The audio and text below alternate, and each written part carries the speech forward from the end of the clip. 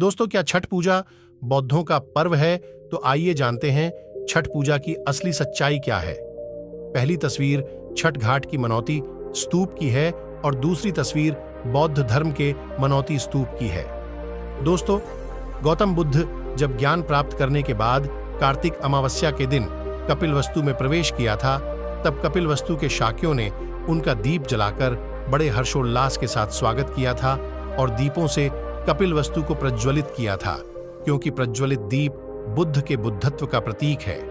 उसी दिन सम्राट अशोक ने 84,000 स्तूप बनाकर सभी स्तूपों पर दीप जलाकर दीपोत्सव मनाया था।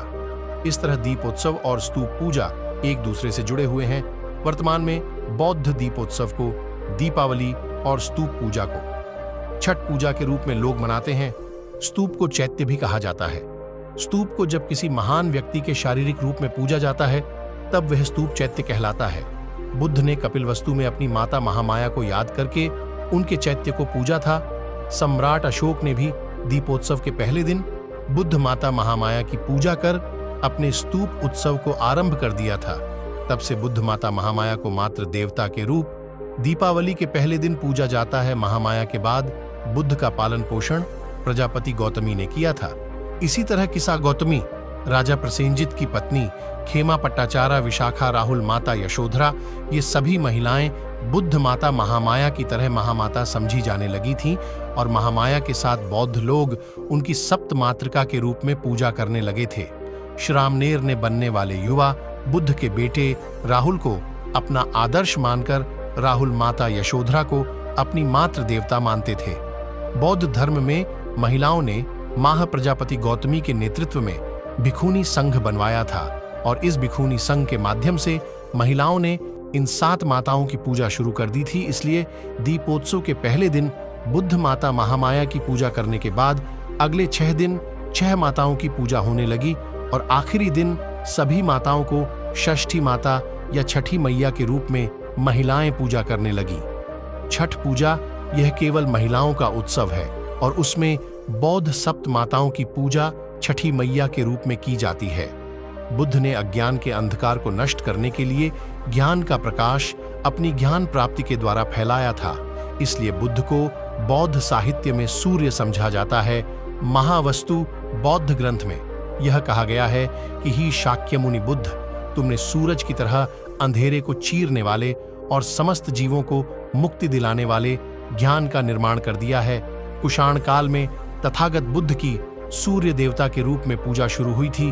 कुषाण सम्राट तथागत बुद्ध को सूर्य देवता के रूप में अपने कुल देवता मानते थे। कुषाण काल में ही तथागत बुद्ध के सिर को गोलाकार प्रकाश पुंज के रूप में दिखाया जाने लगा था। कुषाण काल में ही बुद्ध के कंधों से अग्निस्कंध निकलते हुए बुद्ध शिल्प बनाए गए थे। बौद्ध लोग आकाश के तारों के अनुसार बौद्ध उत्सव मनाते थे।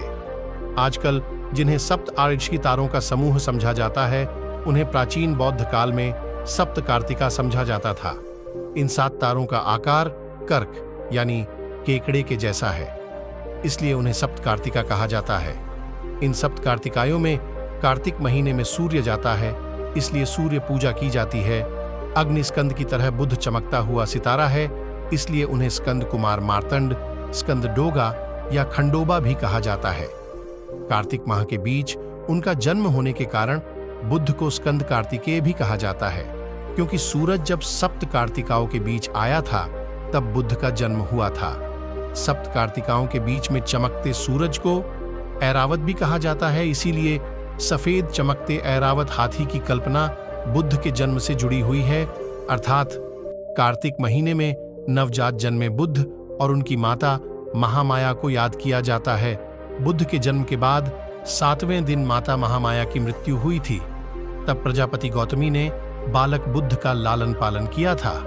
सप्त कार्तिका जिस तरह सूरज का पालन कार्तिक महीने में करती है, उसी तरह माता महामाया की मृत्यु के बाद माता गौतमी ने बुद्ध का पालन पोषण किया था। कार्तिक महीने में सप्त कार्तिकाओं के बीच आने वाले सूर्य की बुद्ध के रूप में बौद्ध महिलाएं पूजा करती थीं, क्योंकि इन सप्त कार्तिकाओं ने माता महामाया के बाद सूरज की तरह बुद्ध का पालन किया था, ऐसा उनका मानना था। इसलिए छठ पूजा के दरमियान सप्त कार्तिकाओं की सप्त माताओं के रूप में और उनके बीच आने वाले सूरज की नवजात शिशु बुद्ध के रूप में महिलाएं आज भी पूजा करती हैं। बुद्ध की तरह ज्ञानी महापुरुष मेरी गोद में जन्म ले, यह कामना युवा महिलाएं इस छठ पूजा के दरमियान करती है। मध्ययुगीन बौद्ध काल में वज्र यानी बौद्धों ने बुद्ध की सूर्य देवता के रूप में होने वाली पूजा में कुछ बदलाव किए थे। 8वीं सदी के बाद बौद्ध तंत्रयान में मंडल सिद्धांत विकसित हो चुका था। इस मंडल सिद्धांत के अनुसार जन्म के बाद बच्चे के शरीर में धरती मंडल पहले दिन धरती के रूप में प्रवेश करता है, दूसरे दिन पानी मंडल प्रवेश करता है, तीसरे दिन अग्नि मंडल प्रवेश करता है, चौथे दिन हवा मंडल और 5वें दिन आकाश मंडल बच्चे के शरीर में प्रवेश करता है और छठे दिन महर्षि देवता इस सूर्य देवता के प्रकाश से बच्चे को पूर्ण रूप में विकसित करती हैं। ऐसा समझा जाता था। पहले 5 दिन बच्चे के लिए घातक समझे जाते थे, इसलिए इन 5 दिन 5 मंडलों की पूजा की जाती थी और फिर छठे दिन सूर्य देवता की अगुवाई करने वाली महर्षि देवता को पूजा जाता था। यह देवता सूर्य की किरणों के आगे चलने वाले देवता होने के कारण छठे दिन उगते सूरज के पहले और बाद में शाम को डूबते सूरज के साथ उनकी पूजा की जाती है। छठे दिन महर्षि देवता की पूजा की जाती थी, इसलिए उसे छठी मैया कहा जाने लगा और उसकी पूजा को छठ पूजा कहा जाने लगा। नालंदा विश्वविद्यालय के आसपास बैरोचन और महर्षि बौद्ध देवता विकसित हुए थे, इसलिए छठ पूजा उत्सव भी हमें नालंदा के आसपास दिखाई देता है।